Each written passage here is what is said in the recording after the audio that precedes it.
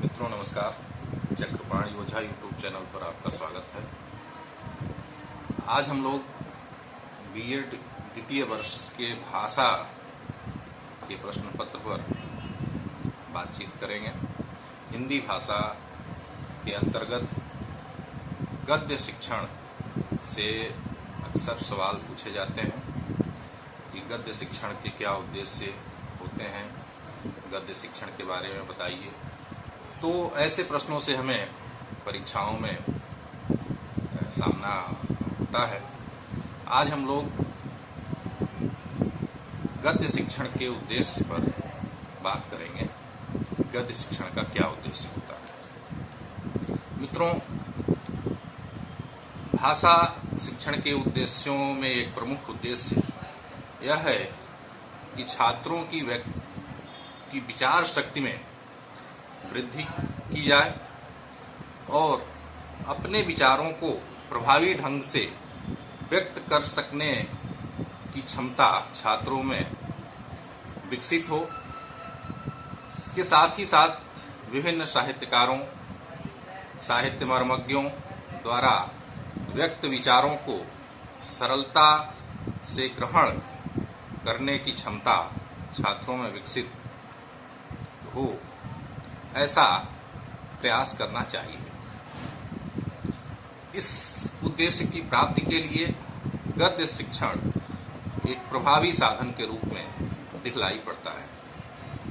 गद्य शिक्षण के उद्देश्यों की जब हम चर्चा कर रहे होते हैं तो हमें इस बात पर गौर करना चाहिए कि छात्रों में वर्णों, शब्दों तथा वाक्यों के उच्चारण में शुद्धता उत्पन्न करना, उनके विचारों तथा शब्दों, रूढ़ोक्तियों, लोकोक्तियों, मुहावरों, सूक्तियों एवं कथाओं के कोश का क्रमशः विस्तार करना, चिंतन में क्रमशः स्पष्टता एवं क्रमबद्धता उत्पन्न करना, छात्रों को सुंदर गद्यात्मक उद्धरणों के संकलन की प्रेरणा देना, वाक्यों में प्रयुक्त शुद्ध और अशुद्ध समझने की क्षमता, योग्यता उत्पन्न करना, यह हमारा उद्देश्य होना चाहिए।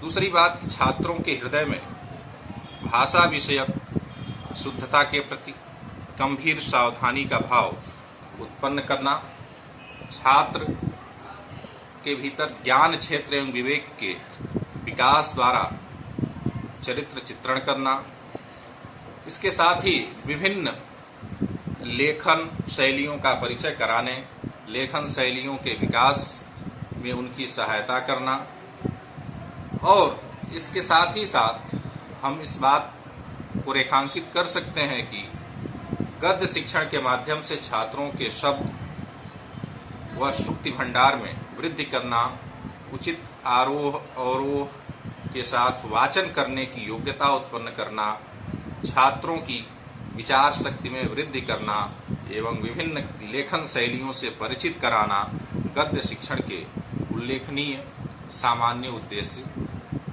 बताए गए हैं। ऐसा हमारे आचार्यों ने, हमारे विद्वानों ने गद्य शिक्षण का उद्देश्य निर्धारित करते हुए बताया है। सामान्य उद्देश्यों के अतिरिक्त कुछ विशिष्ट उद्देश्य भी बताए गए हैं। विद्यालय में जो गद्य पाठ पढ़ाए जाते हैं उनमें कुछ पाठ विचारात्मक होते हैं, कुछ सूचनात्मक होते हैं, कुछ वर्णनात्मक होते हैं, कुछ भावनात्मक होते हैं, कुछ कथात्मक तथा कुछ चरित्र निर्माणात्मक भी होते हैं। कुछ पाठ व्यवहारिक ज्ञान पर आधारित होते हैं, कुछ अन्य पाठ वैज्ञानिक, भौगोलिक अथवा ऐतिहासिक विषयों पर आधारित होते हैं।